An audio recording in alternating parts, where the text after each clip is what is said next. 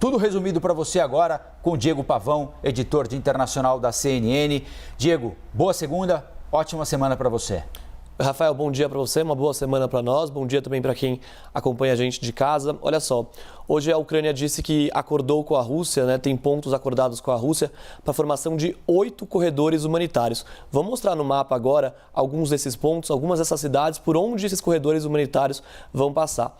A grande surpresa hoje é que Mariupol, essa cidade ao sul da Ucrânia, que foi fortemente bombardeada nos últimos dias, não vai receber um corredor humanitário. Vamos dar uma olhada aqui no mapa. Mariupol é essa cidade que a gente vê aqui ao sul, né? Aqui é o Mar de Azov e aqui é o Mar Negro. A Rússia, inclusive, tem tentado dominar toda essa área portuária aqui ao sul, né? Bloqueando o acesso dos ucranianos ao mar, né? Por onde podem chegar mercadorias, podem chegar bens, inclusive até infraestrutura militar que vem de outros países para ajudar nessa ofensiva no território da Ucrânia. Mariupol, então, hoje não vai receber um corredor humanitário. Isso que informou a vice-primeira-ministra da Ucrânia. Ela disse que, inclusive, a formação de um corredor humanitário em Mariupol era uma das condições dos russos, né, impostas pelos russos, para que a cidade se rendesse. Diego, então, posso te interromper rapidamente? Porque eu só queria aproveitar esse mapa aí para você explicar para a gente por que Mariupol é tão importante para a Rússia, que caminho ela possibilitaria até a Crimeia. A gente acabou de falar aqui, não é, que os russos deram um prazo para que Mariupol se renda, para que as autoridades entreguem o poder da cidade a eles, russos, parem de resistir, baixem as armas. Por que a Rússia quer Mariupol, Diego?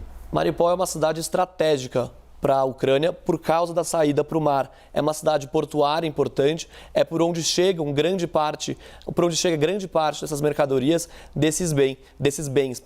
A Rússia quer dominar, como eu disse, toda essa parte sul aqui, para que a Ucrânia não tenha mais acesso ao mar, não tenha mais acesso a mercadorias, a bens, produtos sendo entregues por via marítima. É o que a gente tem visto aqui, se a gente olhar essa região do mapa, tudo aqui em vermelho, até aqui esse ponto Kherson, já foi dominado pela Rússia. Agora, a Rússia também, né, já tem o plano há muito tempo, inclusive há várias semanas, desde o começo da invasão, na verdade, de tentar dominar Odessa. Odessa seria outro ponto importante para essa ofensiva russa, para tentar sufocar completamente o acesso dos ucranianos ao Mar Negro, aqui ao sul, e aqui ao Mar de Azov. Então, por isso, essa tentativa dos russos tão forte, né, que a gente vê tanto nos últimos dias de tentar bloquear Mariupol. E a gente vê que os ucranianos estão resistindo, porque apesar de tantos ataques que a gente viu nos últimos dias, de tantos bombardeios, Mariupol ainda não é controlada pelos russos. Mariupol segue no controle dos ucranianos. O que acontece é, claro, a cidade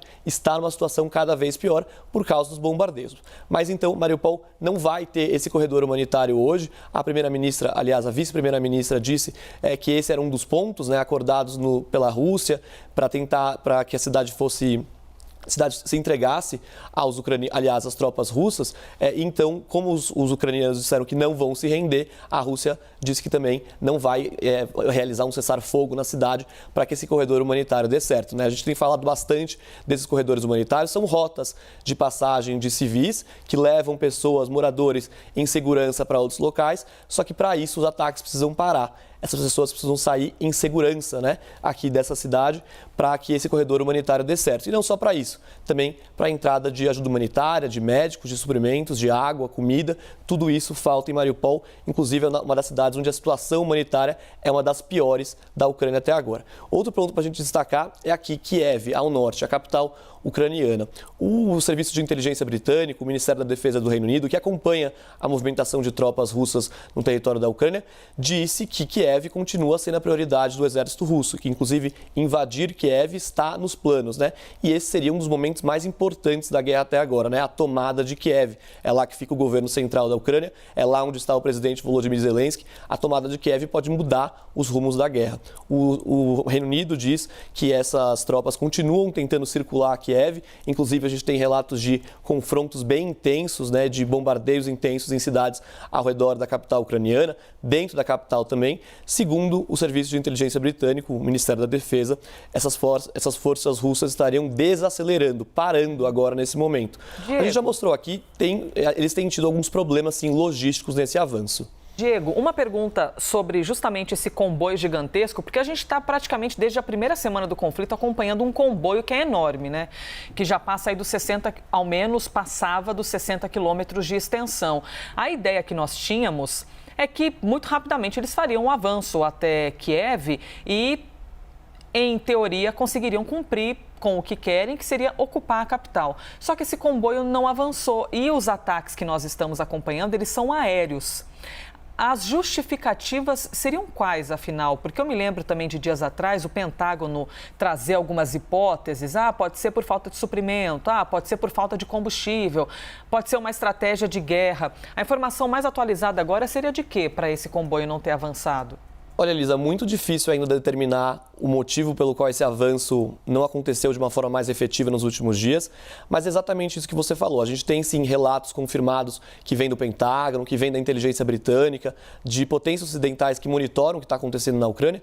É realmente o relato de que essas tropas, essas forças russas enfrentaram, primeiro, muita resistência dos ucranianos, e isso ocasionou baixas também para o exército russo. A gente sabe que essas baixas, segundo o que a Ucrânia diz, estaria na casa dos milhares, né? E a gente sabe que a Rússia tem tentado convocar reforços até de outros lugares do planeta, onde existem tropas russas também patrulhando o mar, ali na Ásia. A gente sabe que os russos estão convocando mais militares, um efetivo maior para essa ofensiva, porque houve sim baixas consideráveis do exército russo nesse avanço. E existem também aqueles problemas logísticos, né? Problemas de falta de suprimento, falta de armamentos. Inclusive, a inteligência britânica sabe que os russos estão recorrendo a armas menos precisas agora, né? Armas menos sofisticadas, porque aquelas mais sofisticadas, mais modernas, já estariam acabando, segundo o que o governo britânico diz, né, que acompanha toda essa ofensiva aqui no território da Ucrânia. Mas a gente sabe sim que essas tropas vêm enfrentando problemas, inclusive os Estados Unidos já disseram também que essas tropas estariam se reagrupando para aí começar uma ofensiva maior em Kiev de fato. Olha, só quero encerrar esse nosso primeiro bloco, serão muitos, evidentemente, sobre a guerra na Europa, a invasão russa à Ucrânia. Nesse fim de semana, não é, Diego? Houve até algum fio de esperança ali, não é? Com a declaração do chanceler da Turquia, que é, ou diz ser, um dos intermediadores de uma tentativa de negociação entre russos e Ucrânia, já que, de fato, a Turquia mantém boas relações com os dois países, né?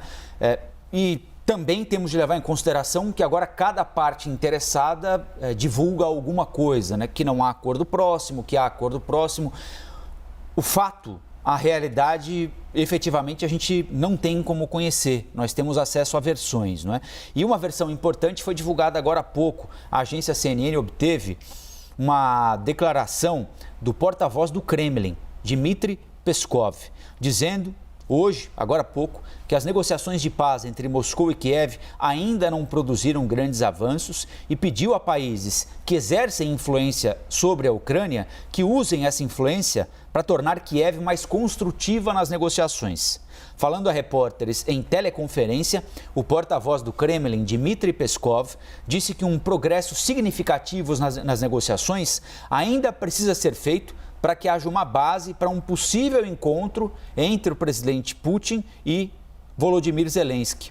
A Rússia enviou dezenas de milhares de soldados para a Ucrânia no dia 24 de fevereiro, por enquanto a forte resistência ucraniana. Então a versão oficial de Kiev, do Kremlin, a versão oficial da Rússia é de que não há avanço significativo e precisa acontecer muita coisa ainda até que Vladimir Putin e Volodymyr Zelensky sejam colocados frente a frente, como tem pedido Volodymyr Zelensky, para que eles então cheguem a um acordo que pelo menos signifique um cessar-fogo.